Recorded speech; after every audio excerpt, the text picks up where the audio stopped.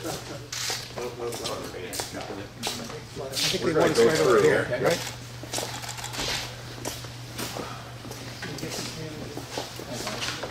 All right. Got to get the logo in. Yes, absolutely. Well, thank you all for being here. I'm Rob Hogue, State Senator in Cedar Rapids, and very excited today to be able to welcome former Mayor Michael Bloomberg to Cedar Rapids. He's in Iowa this week to help debut a new National Geographic film called From Paris to Pittsburgh, which I happen to be in, which is very exciting personally for me. We've just had a roundtable discussion with some community leaders and some Democratic activists and some residents who experienced the flood of 2008. I think all of you here know about the flood of 2008, but if you have any questions about that, I'd be happy to address that. Really good discussion. Very excited to have Mike Bloomberg here. Very excited about the movie, the work he's doing to help us address climate change, clean energy, and so many other important issues facing our state and our country. So with that, I want to introduce Ron Olson, who's here with Paulson Electric. Yes, and we certainly appreciate Mike being here in Cedar Rapids, which really says a statement for his commitment to the environment and sustainability. And Paulson Electric and SiteGen Solar is fully committed to the same thing, with solar becoming more and more efficient, especially for small and medium-sized businesses. Return on investment in 5 years, 20% return. It just makes sense, and it's a no-brainer for small business, commercial, to invest in solar. And I think there's a lot of room for solar in Iowa, and we're really looking forward to going into that in the next years to come. But Mike, we really thank you for being here to talk about your. Thank you, and it's a very warm welcome, particularly because this guy's wearing a Celtics jacket.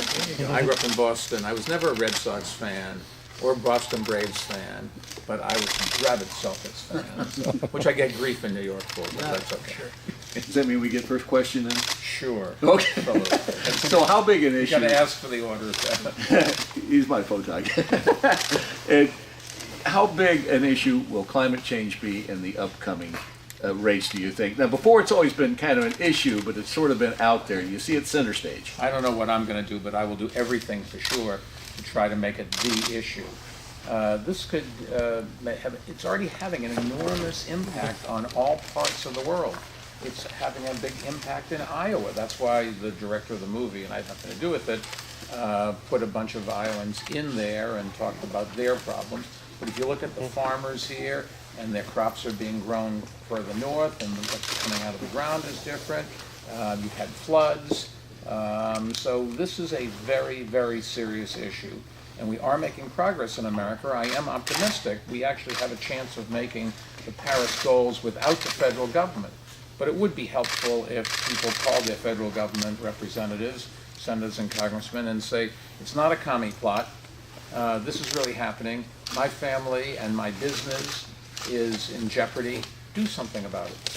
As a prospect for president, how does that message resonate in the places where Democrats really need to win back?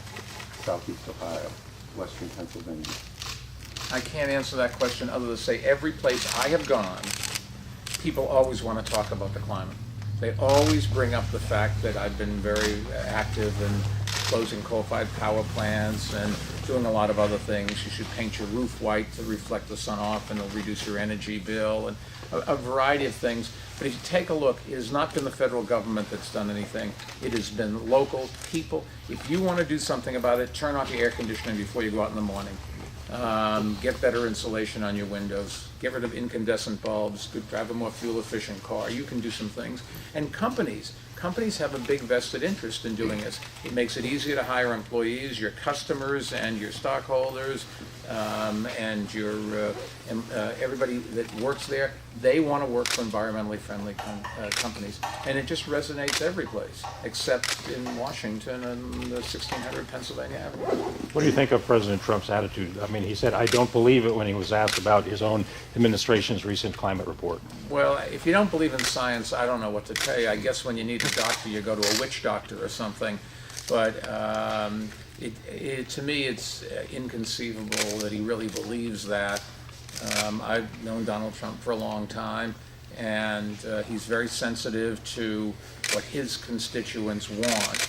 And I think sometimes he doesn't stop to think what's right for them as opposed to what they want. And I think that's what leadership is all about. You're known as, I'm from the New York Times, as a New Yorker, you're known as a very data-driven person, individual. What metrics are you going to be looking at in making your own decision whether to actually get into this race? Well, I'll have to see down the road. What I'm trying to do now is to advance our agenda on guns and climate change. I just made a big gift announced the other day to work on opioids. In 2017, 72,000 Americans died from drugs. We've got to do something about that. And while I'm doing it, I get a chance to go around and to ask, to people in Iowa, what's on your mind? In the end, I think Iowa, New York, big city, small city, we all want good education for our kids. We want a job that we can depend on with benefits. We want and where we can put away some money for retirement. We want to be safe when we go out. We want to be safe in storms, and we don't want our kids to get in with the wrong crowd and wind up as addicts or worse. But that doesn't mean everything is the same. And so it's sort of, I don't want to overuse the term listening tour, but it's asking people and listening to them, and they all come up with things that I never thought of before. Are you polling already in these early voting No, states? no. Iowans like their guns and their ethanol too. How is that? Are you going to have to change your message to appeal to No, I Iowans? think ethanol and biofuels are part of the energy mix. I do think you want to eventually get to renewables where there's no burning of anything.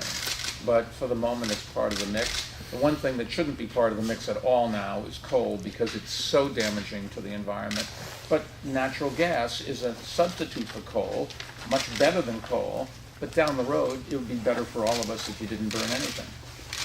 And your views on guns? I think that, and when you do that's something we have done lots of polling on. If you talk to NRA members, gun owners, they all would agree with me. We want background checks. You should not be selling guns to minors. You should not be selling guns to people with criminal records. You should not be selling guns to people with psychiatric problems.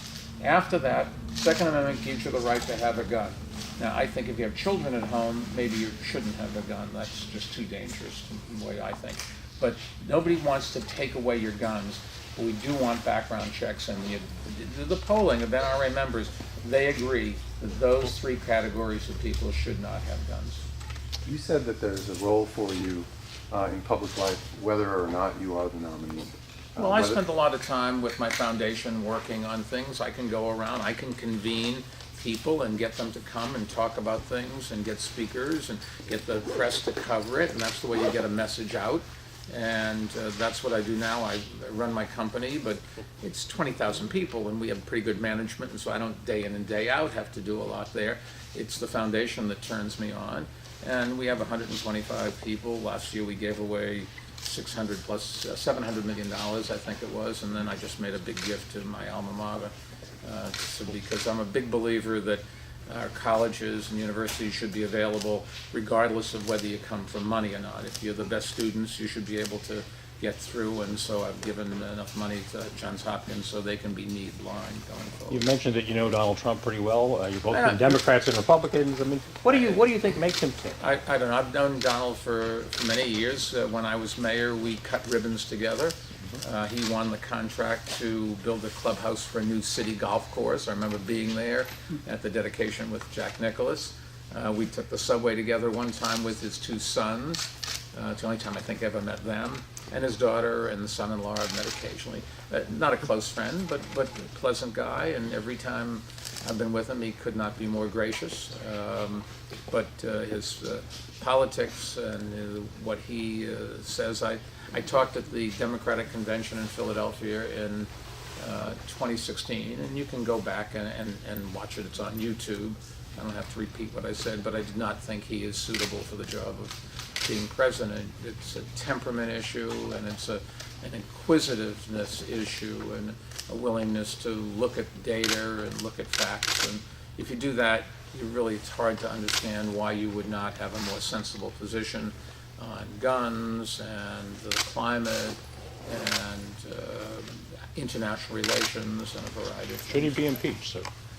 Say again? Should the president be impeached I from think what you you've wait seen? and see what Mueller comes up with, and that would be a really difficult thing for the country, but I think it would be a mistake to say anything about that until you see what comes out of the investigation.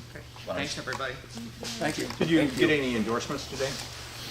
Boy, I hope so. They didn't say anything.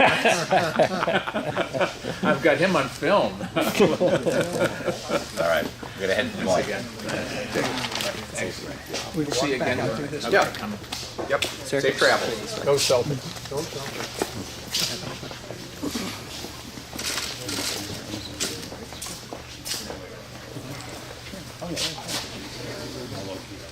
So, for sure. So what came out of that?